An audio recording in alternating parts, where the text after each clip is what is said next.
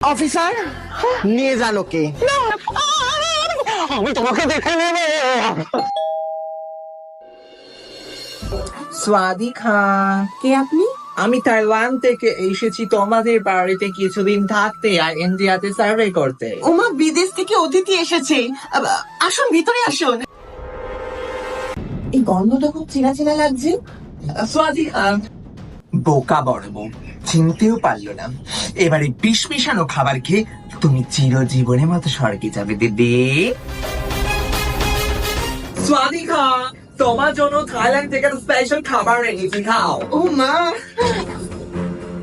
এক মিনিট, আমাদের এখানে আগে অতিথিকে খেতে হয়। No, no, no, দিদি, no, দিদি, no, no, no. স্বাদিকা, এখানে বড় বউ কে আছেন? ও মা, পুলিশ? আমি বড় বউ। স্বাদিকা, স্বাদিকা, পাসপোর্ট চুরির দায়ে আপনাকে অ্যারেস্ট করা হবে। এই মহিলা আমার